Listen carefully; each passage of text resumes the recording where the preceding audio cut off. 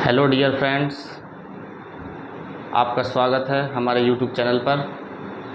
आज हम अपने जो भारतीय राज्य व्यवस्था हमने शुरू की है, इंडियन पॉलिटी का हमने पहला लेक्चर अपने यूट्यूब चैनल पर अपलोड किया हुआ है। आप उसको जाकर देखिए। अगर आपको कोई हेल्प मिली, आपको अच्छा लगा तो हमारे चैनल को सब्सक्राइब कर लीजिए, हमारी वीडियोज़ को लाइक कीजिए और अपने दोस्तों में शेयर कीजिए। तो उसी को हम आगे बढ़ाते हैं आज। और आज हम दूसरा अध्याय शुरू करते हैं जिसका नाम है संविधान का निर्माण, that is making of the constitution. तो चलिए वीडियो को शुरू करते हैं। देखिए, आज हम शुरू करेंगे मेकिंग ऑफ द कॉन्स्टिट्यूशन।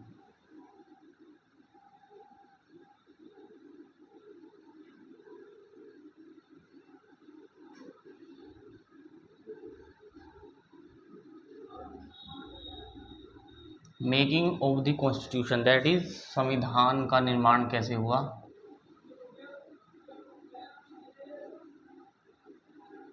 संविधान का निर्माण, वहाँ हमने देखा था संविधान की पृष्ठभूमि कैसे तैयार हुई थी, संविधान बनने की प्रक्रिया कहाँ से आरंभ हुई थी। यहाँ पर हम देखेंगे कि अब वो बना कैसे। तो इसमें जनरली हम क्या क्या चर्चा करेंगे। एक तो देखेंगे इसका इतिहास क्या है, कहाँ से शुरू होती है ये बात। दूसरा देखेंगे इसका गठन कैसे हुआ। इसके अलावा देखेंगे फिर इसकी कार्यप्रणाली, गठन होने के बाद संविधान सभा ने किस तरह से कार्य किया। इसके बाद देखेंगे हम संविधान की कुछ लोग आलोचना भी करते हैं वो, और इसके अलावा हम देखेंगे कुछ अन्य महत्वपूर्ण तथ्य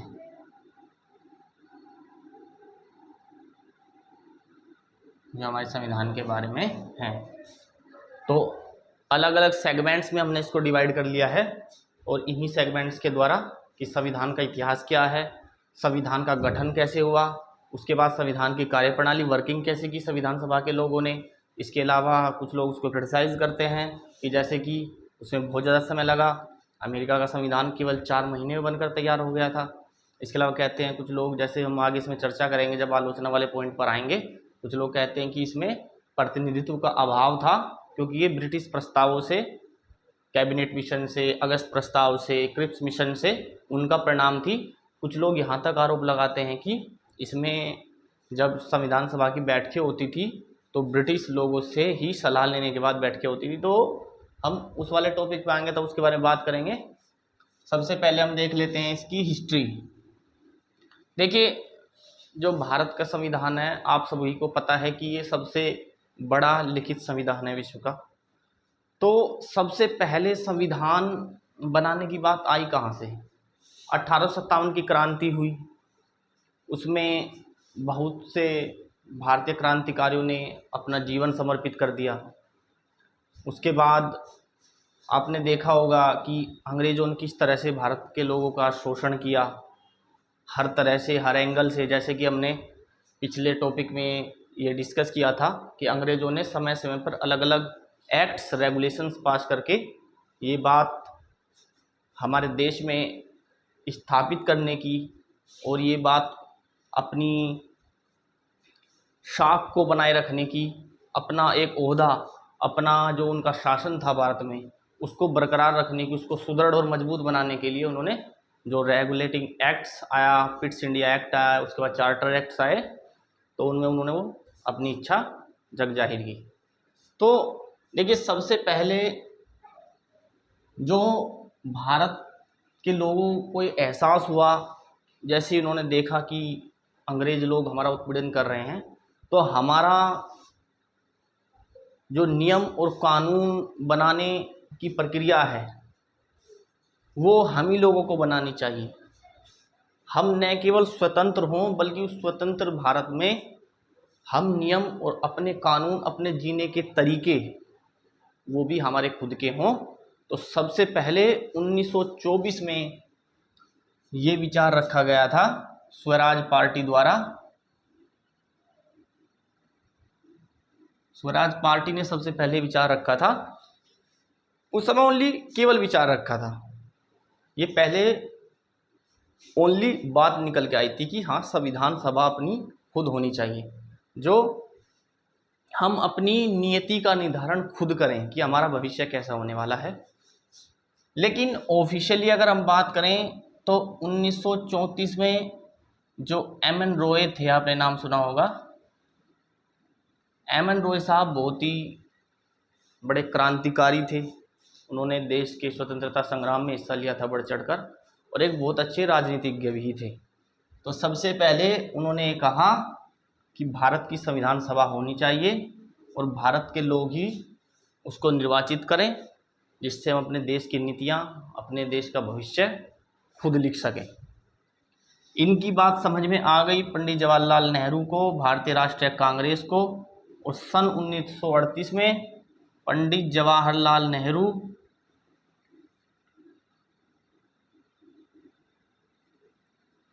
मैं शॉर्ट में लिख देता हूँ, जवाहरलाल नेहरू जी ने, भारतीय राष्ट्रीय कांग्रेस ने जब ये कहा कि हाँ हमारे देश की अपनी संविधान सभा हो, तो जवाहरलाल नेहरू ने घोषणा कर दी कि हम अपने देश की संविधान सभा खुद बनाएंगे और वयस्क मताधिकार के द्वारा जनता संविधान सभा के सदस्यों को चुने, जिससे हम नीति निर्माण प्रारंभ कर सकें। इसके बाद अब देखिए हम सीक्वेंस में चल रहे हैं, तो एक दूसरे से कनेक्ट करके आप इनको देखते रहिए, तब चीज़ें बेहतर तरीके से समझ में आती हैं। जब हम किसी भी मुद्दे के इतिहास को समझते हैं, तो हमको किसी भी चीज़ का जो ओरिजिन है, उसका उद्भव कैसे हुआ, उसका विकास कैसे हुआ, बेहतर तरीके से समझ में आएगा। इसके बाद अंग्रेज़ों को भारतीय राष्ट्रीय कांग्रेस की बात समझ में आई, भारतीयों ने जोर दिया कि हाँ ऐसा होना चाहिए। तो उन्होंने सबसे पहले अगस्त ऑफर, आपने नाम सुना होगा एक, जिसको हिंदी में अगस्त प्रस्ताव बोलते हैं, सन 1940 ईस्वी में उन्होंने क्रिप्स साहब को भेजा। एक अंग्रेज थे सर स्टैफोर्ड क्रिप्स, उनको भेजा, उनके साथ कुछ और सदस्यों को भेजा कि हाँ भारत का जब हम लोग भारत का जब स्वतंत्रता स्वाधीनता का विचार जो हमने सोचा हुआ है कि भारत को आज़ादी मिलेगी, तो उसके लिए उनके संविधान के निर्माण की जो प्रक्रिया है उसमें उनकी भूमिका हो तो किन शर्तों पर हो। तो ये बहुत संकुचित था, इसलिए इसका विरोध किया गया, और इसी का फिर एक विकसित रूप और बेहतर और स्पष्ट रूप 1942 में आया। यहाँ भी क्रिप्स साहब ही आए थे, इसको बोलते हैं क्रिप्स मिशन। लेकिन क्रिप्स मिशन को भी मुस्लिम लीग ने अस्वीकार किया, क्योंकि इसमें ये स्पष्ट नहीं था कि जो मुस्लिम हैं उनका प्रतिनिधित्व, उनकी देश में हिस्सेदारी, उनकी संविधान सभा में हिस्सेदारी, उनकी सुरक्षा, उनके हितों को बेहतर तरीके से इसमें ध्यान नहीं रखा गया था। और उनकी जो मांग थी कि दो अलग अलग राष्ट्र बनने चाहिए, उसका उल्लेख भी इसमें नहीं हुआ, तो इस वजह से उन्होंने इसको भी खारिज कर दिया। तो अब अगस्त प्रस्ताव को स्वीकार नहीं किया गया, क्रिप्स प्रस्ताव को भी स्वीकार नहीं किया गया। तो इसके बाद अंग्रेज़ों को सोचने पर विवश होना पड़ा कि अब ऐसी बेहतर प्लानिंग क्या की जाए जिससे भारतीयों को कन्वेंस किया जा सके और संविधान निर्माण की उनकी अपनी भूमिका हो और वो उस पर सहमति भी अपनी जाहिर कर सके। तो उसके लिए 1946 में, नवंबर 1946 में कैबिनेट मिशन भारत आया। ये क्रिप्स साहब तो हर बार आते थे। इसमें 3 सदस्य इन्होंने भेजे, एक क्रिप्स थे, एक पैथिक लॉरेंस थे, एक अलेक्जेंडर थे। ये 3 लोग आए, इन्होंने कैबिनेट मिशन में ये बात क्लियर कर दी कि भारत की संविधान सभा कैसे चुनी जाएगी, उसका निर्माण, उसका गठन कैसे होगा। तो हम देख लेते हैं कि कैबिनेट मिशन में क्या क्या था, उसका परफॉर्मा, उसका प्रारूप क्या था।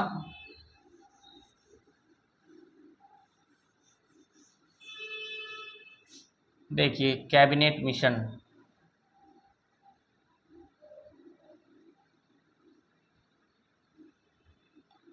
देखिए कैबिनेट मिशन में सबसे पहले ये कहा गया कि जो पूरा ब्रिटिश शासित भारत है, देसी रियासतें हैं जहाँ पर रियासतें खुद राज कर रही हैं, जहाँ पर हमारे गवर्नर ब्रिटिश लोग राज नहीं कर रहे हैं, तो टोटल 389 सदस्य होंगे संविधान सभा में, जिनमें से 296 ब्रिटिश शासित क्षेत्र से होंगे,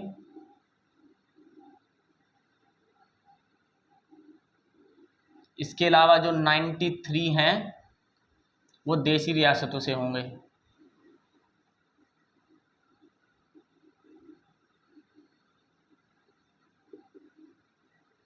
तो वो देसी रियासतों से चुने जाएंगे। अब वो चुने कैसे जाएंगे, उसके लिए सीधा सा फंडा था कि इन्होंने कहा कि समानुपातिक प्रतिनिधित्व और सिंगल ट्रांसफरेबल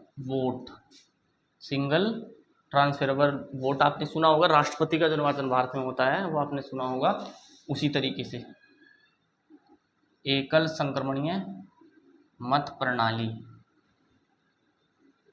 ये होगा।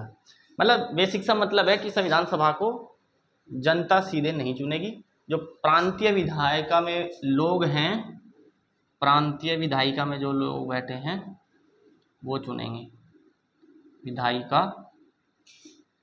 के लोग, जो कॉन्स्टिट्यूशन असेंबली है, सीए है, उसको चुनेंगे। अगर देशी रियासतों की बात करें तो देशी रियासत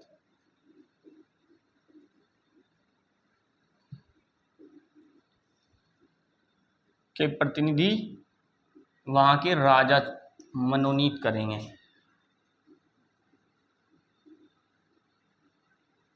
तो इससे आपको एक बात तो स्पष्ट हो गई होगी कि भारत की संविधान सभा पूर्ण रूप से निर्वाचित नहीं थी और जनता द्वारा निर्वाचित नहीं थी। जैसे लोकसभा में चुनाव होता है उस तरह से नहीं थी, जैसे राज्यसभा में होता है, राष्ट्रपति का निर्वाचन होता है, उस सेंस में आप समझ सकते हैं। और इसके अलावा जो कितनी सीटें किस स्थान को, किस राज्य को, किस क्षेत्र को दी जाएं, ये निर्णय किया गया जनसंख्या के अनुपात के आधार पर किया जाएगा। ऐसा जनसंख्या के अनुपात के आधार पर जनरली क्या था, 10 लाख पर सीट का हिसाब था, 10 लाख पर सीट, 10 लाख की क्षेत्र की जनसंख्या है तो एक सीट वहाँ पर दी जाती थी। और वहाँ पर जाति के अकॉर्डिंग अगर देखा जाए तो 3 कम्युनिटी में उसको डिवाइड किया गया, मुस्लिम, सिख और सामान्य। जो मुस्लिम और सिख को छोड़कर सभी हैं वो सामान्य में आ गए। तो ये कैबिनेट मिशन ने प्रस्ताव रखा कि भारत की संविधान सभा का जो निर्माण है वो इस तरीके से किया जाए। 389 टोटल सीट्स होंगी, इतने प्रतिनिधि होंगे, उनमें 296 ब्रिटिश शासित क्षेत्रों से होंगे, उनमें 93 रियासतों से आएंगे, रियासतों से जो आएंगे उनका चुनाव वहाँ के राजा करेंगे। जो 296 ब्रिटिश शासित क्षेत्रों से आएंगे उनको जनसंख्या के आधार पर कि 10 लाख जनसंख्या है, एक सीट दी गई, और मुस्लिमों को, सिखों को, सामान्य को दी गई, और समानुपातिक प्रतिनिधित्व और एकल संक्रमण हस्तांतरण प्रणाली का इस्तेमाल किया गया, जो भारत में राष्ट्रपति के चुनाव में इस्तेमाल की जाती है। तो ये यहाँ पर था कैबिनेट मिशन। तो इस तरह से पृष्ठभूमि संविधान निर्माण की शुरू हुई। अब हम बात कर लेते हैं संविधान सभा बन गई, दैट इज गठन। संविधान सभा का गठन हो गया। तो संविधान सभा के गठन होने के बाद क्या हुआ, सबसे पहले 9 दिसंबर 1946 को संविधान सभा की पहली बैठक हुई और संविधान सभा की पहली बैठक में डॉक्टर सच्चिदानंद सिन्हा जो सबसे सीनियर मोस्ट व्यक्ति थे in the sense of age, जैसे कि फ्रेंच में हुआ था तो जो फ्रांस वाली पॉलिसी थी वही हमने यहाँ पर लागू की। 9 दिसंबर 1946 को पहली बैठक में डॉक्टर सच्चिदानंद सिन्हा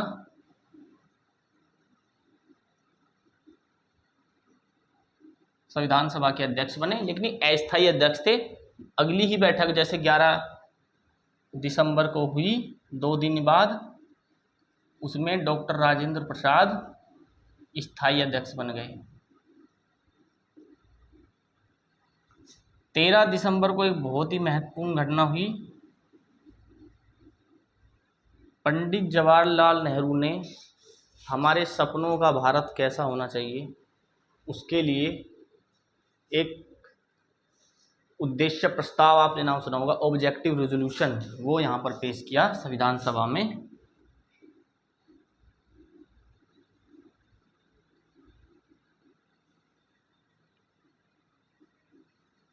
ऑब्जेक्टिव रिजोल्यूशन मतलब उद्देश्य प्रस्ताव पेश किया। उद्देश्य प्रस्ताव के मुख्य मुख्य बिंदुओं को देख लेते हैं। उद्देश्य प्रस्ताव में क्या क्या था। बेसिकली जो बाद में भारत की जो संविधान प्रणाली है उसमें जो आप प्रस्तावना देखते हैं वो प्रस्तावना इसी का ही विस्तृत रूप थी। उद्देश्य प्रस्ताव का जो पंडित जवाहरलाल नेहरू ने पेश की थी संविधान सभा में। देखिए उद्देश्य प्रस्ताव में क्या क्या बिंदु थे। अपनी आकांक्षाएं, हमारा भविष्य कैसा हो। अब हम आज़ाद होने वाले हैं, पिछले 150-200 सालों से हम अंग्रेज़ों के गुलाम होकर उनके नियम कानूनों के बंधन में काम कर रहे हैं। अब हम कैसे जीना चाहते हैं वो इसमें बताया गया। सबसे पहले कहा गया भारत एक स्वतंत्र और संप्रभु राष्ट्र होगा और अपने प्रशासन के लिए संविधान का निर्माण करेगा।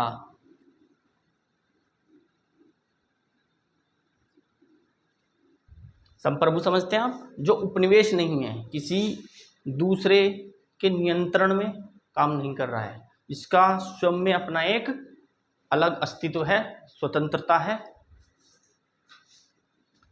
तो स्वतंत्र होंगे, संप्रभु राष्ट्र हम बनाएंगे, अपने देश को चलाने के लिए हम खुद के संविधान का निर्माण करेंगे। दूसरी बात इसमें कही गई कि जो ब्रिटिश शासित क्षेत्र हैं, भारतीय राज्य क्षेत्र हैं, देशी रियासतों के क्षेत्र हैं, उनकी सीमाओं का निर्धारण हम करेंगे। अगर कोई क्षेत्र बाहर से भी आना चाहता है तो हम उसको भी शामिल कर लेंगे। सीमाओं का निर्धारण,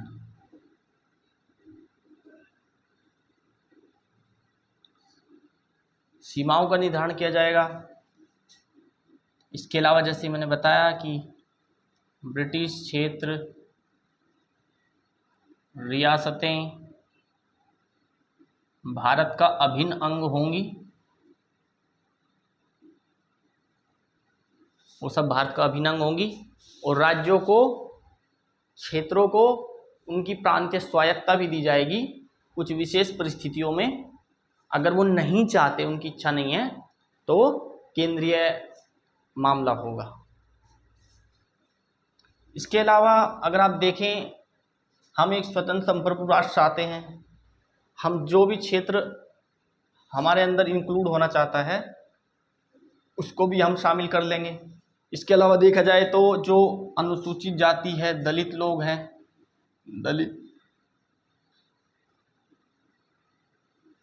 दलित जनजातीय अल्पसंख्यक,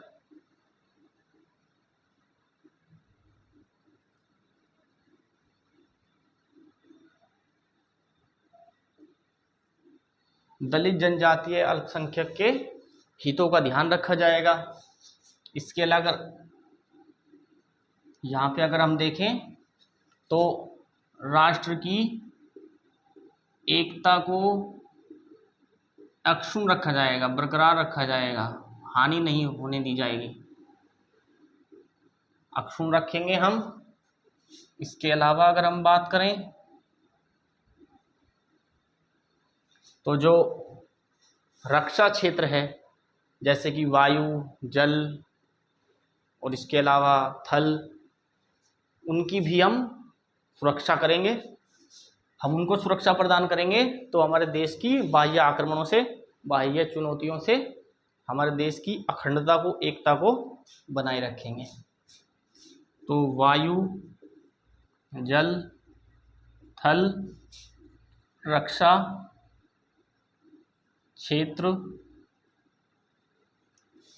की न्याय संगत सुरक्षा की जिम्मेदारी हमारी होगी। इसके अलावा अगर आप देखें, विधि के समक्ष सभी को समान समझा जाएगा, चाहे कोई दलित है, चाहे कोई अनुसूचित जनजातीय क्षेत्र से आता है, या फिर कितना भी पिछड़े वर्ग से आता है, कोई धनाढ्य है, कोई गरीब है, लेकिन सभी को कानून के समक्ष समान तरह से देखा जाएगा, इक्वली ट्रीट किया जाएगा। इनको मैं रफ कर लेता हूँ। इसमें और क्या है कि सभी की विधि के समक्ष समता, इसके अलावा सभी को न्याय दिया जाएगा, आर्थिक, राजनीतिक, सामाजिक, इसके अलावा स्वतंत्रता, विचार,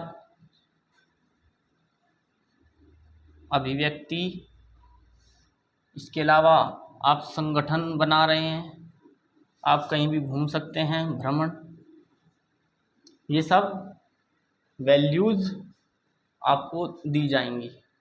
जब भारत की संविधान सभा बैठेगी तो इन मुद्दों पर विचार करेगी। और बाद में आप देखते हैं कि ये भारत की प्रस्तावना में यही नीति है।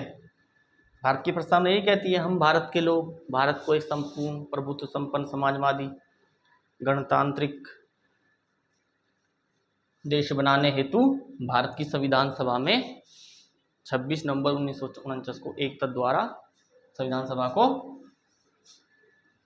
अध्यारोपित, आत्मर्पित करते हैं। आपने प्रस्तावना पढ़ी होगी। तो उसमें बीच में क्या पॉइंट आते हैं? न्याय, सामाजिक, आर्थिक, राजनीतिक, अवसर और प्रतिष्ठा की समानता, इसके अलावा स्वतंत्रता, विचार अभिव्यक्ति, उपासना, अब संगठन बनाने की स्वतंत्रता, कहीं भी विचरण करने की स्वतंत्रता। तो प्रस्तावना का ही संक्षिप्त रूप था ये। एक तरह से हमारी प्रस्तावना जो है ये इसी दर्शन से निकल के आती है, उसकी फिलॉसफी यहीं से निकल कर आती है। इसके अलावा अगर हम देखें, ये बात इसमें कही गई, इसके अलावा ये बात कही गई कि हम लोग विश्व शांति बनाए रखने के लिए और हमेशा विश्व के कल्याण को देखते हुए अपनी नीतियां बनाएंगे। यहाँ पर ये बात निकल के आती है, विश्व कल्याण पर जोर होगा, विश्व कल्याण पर हम जोर देंगे। तो ये बेसिकली हमारा उद्देश्य प्रस्ताव था जो पंडित जवाहरलाल नेहरू ने 13 दिसंबर 1946 को संविधान सभा में पेश किया कि हम जो अभी संविधान बनाने जा रहे हैं, संविधान का जो अभी प्रारूप बनाने जा रहे हैं, हम उस पर बहस करने जा रहे हैं अलग अलग मुद्दों पर। उसमें इस उद्देश्य प्रस्ताव के हर बिंदु को, हर पहलू को दिमाग में रखकर तब हम एक्ट बनाएंगे, संविधान की रचना करेंगे। तो ये था उद्देश्य प्रस्ताव। अब संविधान सभा में बहुत सारी समितियां थी।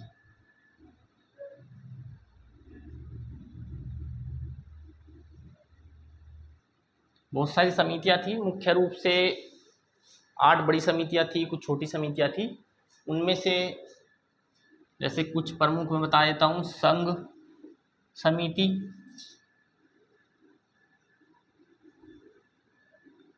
शक्ति के संदर्भ में। इसके अलावा संघ संविधान समिति, इसके अलावा राज्य प्रांतीय संविधान समिति जो मुख्य हैं, इसके अलावा मौलिक अधिकार, अल्पसंख्यक व जनजातीय जो लोग हैं उनके हितों के लिए जो समिति बनाई गई। इसके अलावा प्रारूप समिति तो है ही, सबसे अहम यही है, इसके बारे में हम और अच्छे से डिस्कस करेंगे अभी। तो संघ समिति पंडित जवाहरलाल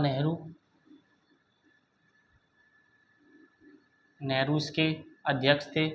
संघ संविधान समिति इसके भी जवाहरलाल नेहरू ही थे। राज्य संविधान समिति के वल्लभ भाई पटेल थे। मौलिक अधिकार अल्पसंख्यक और जनजातीय समिति के भी सरदार पटेल ही थे। प्रारूप समिति के भीमराव अंबेडकर थे।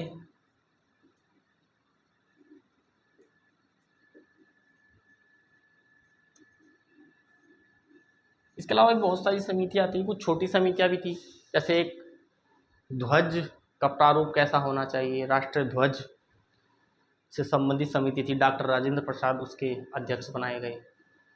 इसके अलावा अगर आप बात करें तो नागरिकता, सर्वोच्च न्यायालय, सभी के रिगार्डिंग छोटे छोटे मुद्दों पर भी बहुत सारी समितियां बनाई गई। जैसे सर्वोच्च न्यायालय और नागरिकता से संबंधित जो समिति थी एक, उसके अध्यक्ष बनाए गए थे वरदाचारी साहब। ये संविधान सभा के सदस्य नहीं थे, लेकिन इनको एक छोटी समिति का अध्यक्ष बनाया गया, वो भी बहुत इंपॉर्टेंट थी। सुप्रीम कोर्ट से सिटीजनशिप से रिलेटेड ध्वज भारत का जो था राष्ट्रीय ध्वज, उसके रिलेटेड मैंने जैसे बताया डॉक्टर राजेंद्र प्रसाद थे। और इसमें भी इनको फिर अलग अलग भी बांट दिया गया था। जैसे मौलिक अधिकार को अलग से भी एक छोटी समिति फिर बना दी गई, जिसमें जे बी कृपलानी जी अध्यक्ष बने। तो इस तरह से भारत की समितियां थी संविधान सभा की।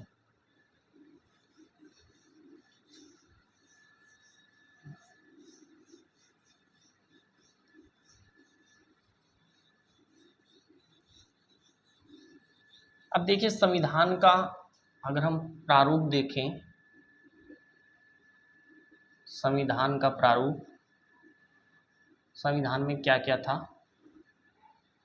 देखिए प्रारूप समिति जैसे मैंने बताई आपको, सबसे इम्पोर्टेंट प्रारूप समिति थी। अगर मैं उसी की बात करूं, ड्राफ्टिंग कमेटी, अध्यक्ष थे इसके भीमराव अंबेडकर।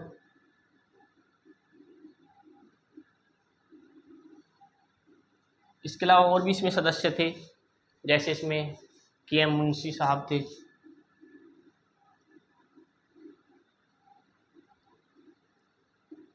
के एम मुंशी थे, गोपाल स्वामी अयंगर थे, कृष्णा स्वामी अय्यर थे, एक मुस्लिम मोहम्मद सैयद सादुल्ला साहब थे, एन माधव राव थे, टी कृष्णमाचारी थे,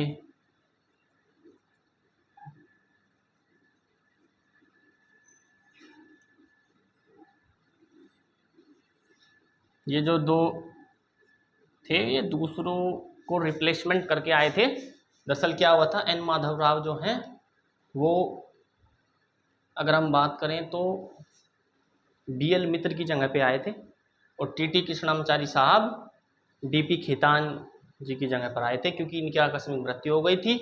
और जो बी एल मित्र साहब हैं वो स्वास्थ्य कारणों से संविधान सभा के बीच में ही छोड़कर चले गए थे।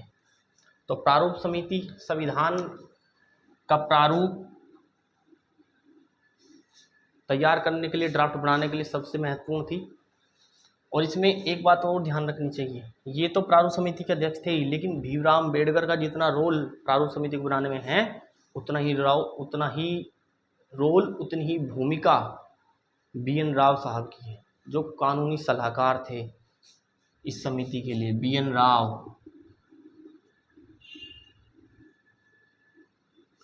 तो BN राव साहब ने भी संविधान के बहुत सारे पहलुओं को, स्पेशली प्रारूप समिति के लोगों को असिस्ट किया था। कानून के बहुत बड़े विशेषज्ञ थे BN राव।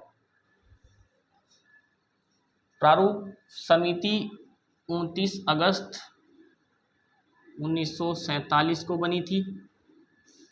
इसके अलावा अगर हम बात करें 29 अगस्त 1947 को ये बनी, उसके बाद इस पर बहुत सारे जनमत संग्रह होते थे बीच बीच में। जैसे कि एक बार में नहीं बन गई थी ये, दरअसल इसमें क्या हुआ था कि जैसे कि एक बार तो फरवरी 1948 में इसमें क्या हुआ, एक प्रारूप बना, उस पर जनता तक उस प्रारूप की प्रतियां, उस प्रारूप को अलग अलग माध्यम से भेजा जाता था जनता से ये जानने के लिए, अपना मत देने के लिए कि प्रारूप सही है, इसमें कुछ बदलाव, इसमें कुछ संशोधन हो सकते हैं, नहीं हो सकते। तो उसको टाइम दिया जाता था। जैसे फरवरी में हुआ, उसके बाद 7-8 महीने का गैप हुआ, अक्टूबर में हुआ। तो इस तरह से बीच बीच में लगभग 7,000 के आसपास बताते हैं कि जनता ने संविधान का जो प्रारूप बना उसमें संशोधन करने की मांग की थी। लगभग 7,000 एस्पेक्ट्स थे, ऐसे 7,000 एस्पेक्ट्स, लेकिन लगभग 2,500 के आसपास, 2,400 के आसपास बताते हैं संविधान सभा ने उन चीज़ों में संशोधन किया भी जो जनता ने भेजे थे। तो फाइनली जो प्रारूप बनकर तैयार हुआ, अलग अलग जनमत होने के बाद अलग अलग उन पर सत्र होते थे, बातें होती थी। तो फाइनली 14 नवंबर 1949 को डॉक्टर भीमराव अंबेडकर साहब ने एक रिजोल्यूशन पास कर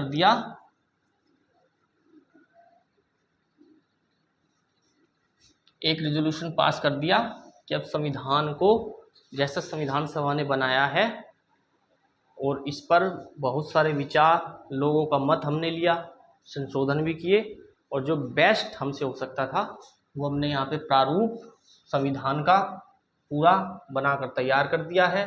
उस पर विवेचना, विश्लेषण हमने किया है। तो यहाँ पर उसको बोलते हैं the constitution.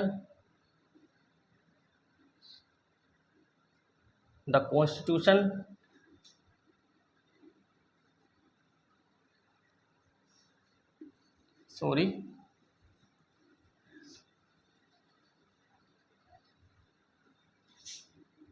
Constitution as settled by the assembly. ये भीमराव अंबेडकर साहब का स्टेटमेंट है, क्योंकि भीमराव अंबेडकर साहब बहुत ही पढ़े लिखे कानूनविद थे। लंदन से, कोलंबिया से, अमेरिका से पढ़े थे। कोलंबिया यूनिवर्सिटी से उन्होंने PhD किया हुआ था। लंदन स्कूल ऑफ इकोनॉमिक्स से उन्होंने पढ़ाई की थी। और संविधान का जो मूलभूत प्रति है ना, जो सबसे पहले संविधान, जो मूल संविधान है, उसकी प्रति इंग्लिश में ही है, हिंदी में नहीं है। हिंदी में तो 394A बाद में संविधान में संशोधन हुआ। मूल संविधान में तो ये अधिकार भी नहीं था कि आप उसको बदल सकते हैं, उसकी भाषा को बदल सकते हैं।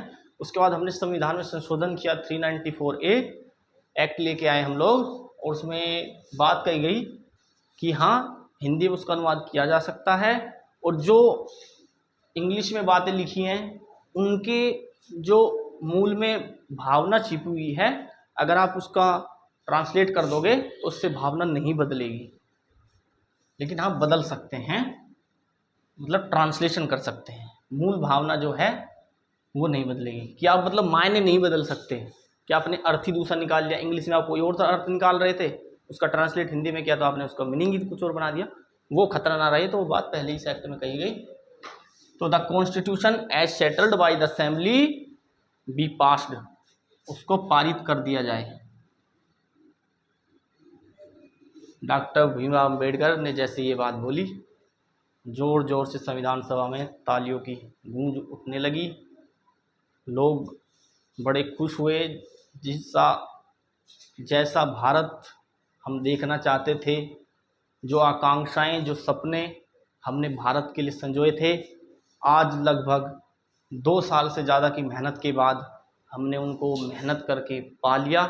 आपको पता ही है, भारत का संविधान 26 नवंबर 1949 को फाइनली बनकर तैयार हो गया और इसी दिन को हम अब संविधान दिवस के रूप में ही बनाने लग गए हैं। आपको पता ही होगा, कॉन्स्टिट्यूशन डे हम मनाते हैं।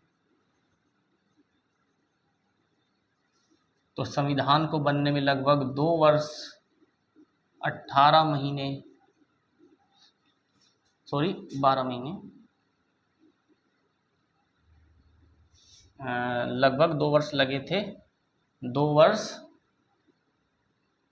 11 महीने और 18 दिन 2 वर्ष 11 महीने 18 दिन लगे। 2 वर्ष 11 महीने और 18 दिन, लगभग कहें तो 3 साल ही लग गए थे संविधान को बनने में। संविधान के बारे में और अगर हम बात करें तो संविधान के 11 सेशन हुए। 11 सेशन हुए, लगभग 114 दिन तक विचार किया गया। 60 देशों के संविधान को हमने देखा था, तब हमने इसमें प्रावधानों को इंक्लूड किया था, का विश्लेषण हमने किया था। डॉक्टर राजेंद्र प्रसाद इसके अध्यक्ष होते थे, लेकिन जब ये विधायिका की तरह कार्य करती थी, कानून निर्माण की तरह कार्य करती थी, तब जीवी मावलंकर साहब इसके अध्यक्ष होते थे। तो संसद का कार्य भी हमारी संविधान सभा ही कर रही थी। संविधान सभा संसद के रूप में। तो ये हमारा संविधान का रहा। तो हमने एक तरह से संविधान कैसे बना उसके बारे में चर्चा की। कुछ लोग आलोचना भी करते हैं। आलोचना से पहले देख लेते हैं कुछ इम्पोर्टेंट फैक्ट।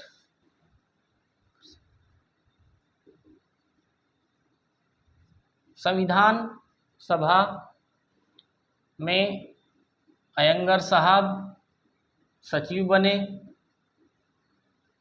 मुखर्जी साहब ड्राफ्टमैन, प्रारूपकार। ये मूल संविधान की मैं बात कर रहा हूँ। इसके अलावा अगर हम बात करें तो संविधान की जो मूल प्रति है उसको लिखा किसने था, तो ये कार्य किया था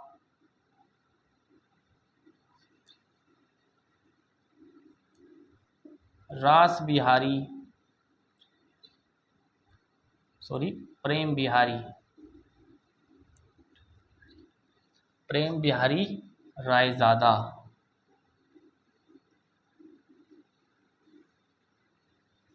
प्रेम बिहारी रायजादा जी ने काम किया था।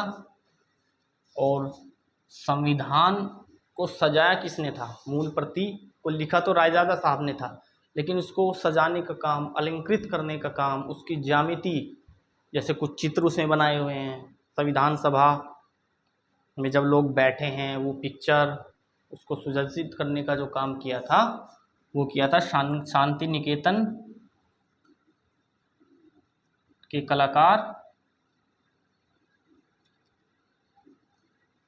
मुख्य रूप से कहा जाता है नंदलाल बोस और व्यूअर राम मनोहर सिन्हा।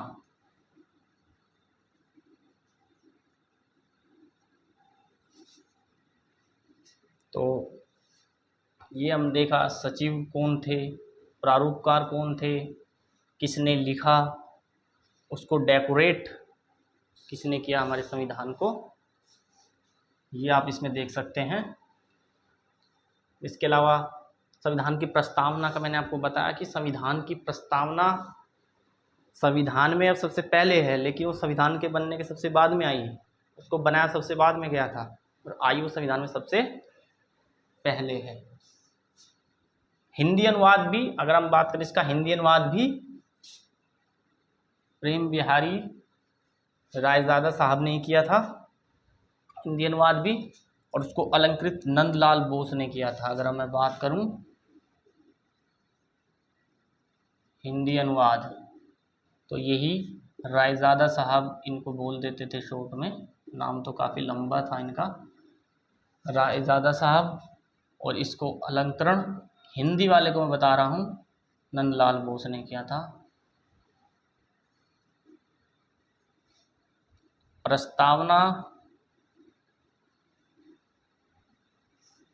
की अगर मैं बात करूं तो सॉरी, हिंदी अनुवाद इन्होंने नहीं लिखा है, सॉरी यहाँ पर मैं माफ़ी चाहूँगा, जो हिंदी अनुवाद है वो बसंत कृष्ण वैद्य ने लिखा है, वसंत कृष्ण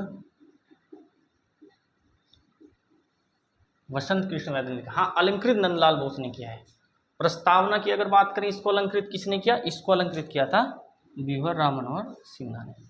तो मुख्य रूप से यही है कि किसने अलंकृत किया। हिंदी वाला तो कभी पूछा जाता है, लेकिन आप उसको भी याद रख सकते हैं। तो ये यहाँ पर था आज के संविधान का। कुछ लोग आलोचना करते हैं संविधान की,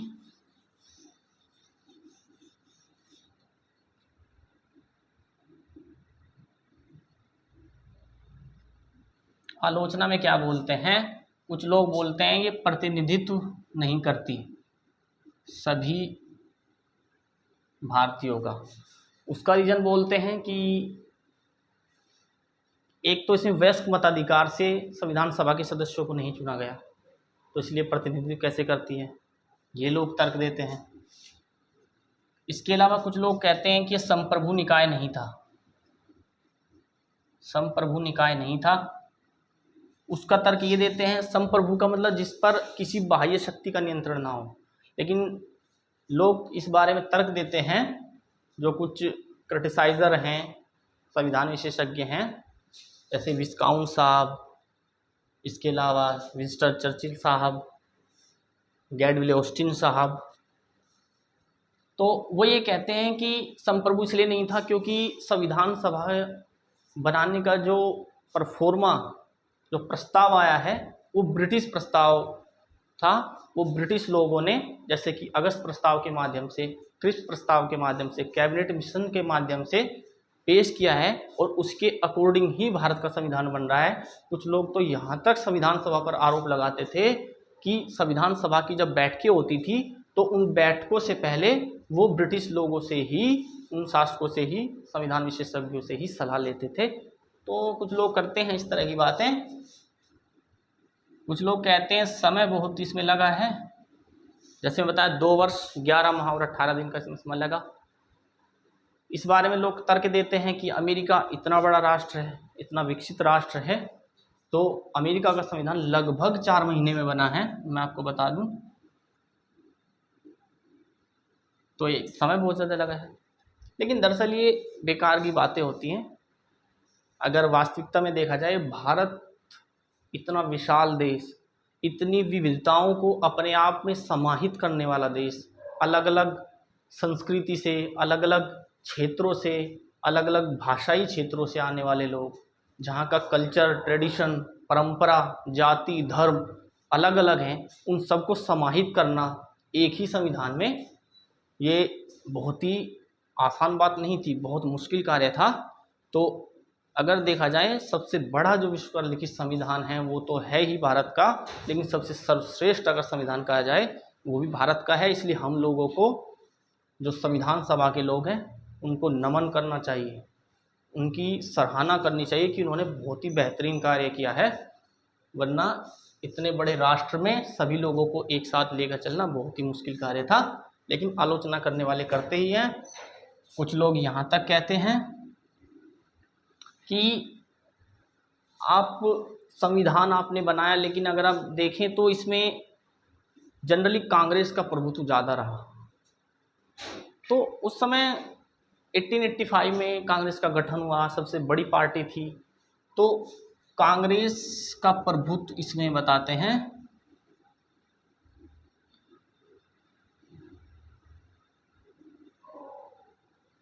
एक अमेरिकी संविधान विशेषज्ञ हुए ऑस्टिन साहब। उन्होंने तो यहाँ तक कह दिया कि भारत की संविधान सभा केवल एक बड़े समुदाय का प्रतिनिधित्व करती है, कांग्रेस ही भारत है और भारत ही कांग्रेस है। ये बात उन्होंने कही कि ये कांग्रेस का ही प्रतिनिधित्व कर रही है। कुछ लोग कहते हैं कि केवल हिंदुओं का प्रतिनिधित्व कर रही है, हिंदुओं का प्रतिनिधित्व कर रही है ये। तो इस तरह की आलोचना बहुत लोगों ने की, लेकिन जैसे मैंने आपको बताया कि जैसा संविधान भारत का है, सबसे बड़ा विश्व का लिखित संविधान है, इतनी संस्कृतियों को आपस में समाहित कर लेना, सभी को कन्वेंस कर पाना, उसमें समय तो लगता ही। तो डॉक्टर भीमराव अम्बेडकर ने, उस पूरी संविधान सभा के लोगों ने इतनी मेहनत से जो एक कार्य संपन्न किया, वो बहुत ही सराहनीय है। तो आज हमने डिस्कस किया संविधान का निर्माण कैसे हुआ। चलिए फिर मिलते हैं एक दूसरे टॉपिक के साथ। जाने से पहले मैं आपसे यही रिक्वेस्ट करता हूँ कि आप हमारे चैनल को सब्सक्राइब कर लीजिए। हमारी वीडियो अच्छी लगे आपको तो हम वीडियो को लाइक कीजिए, अपने दोस्तों में शेयर कीजिए। दोस्तों, आपका यही सपोर्ट हमको इस दिशा में जो हमने छोटा कदम लिया है आगे बढ़ने के लिए प्रेरित करता रहेगा। चलिए मिलते हैं फिर, तब तक के लिए नमस्कार, जय हिंद।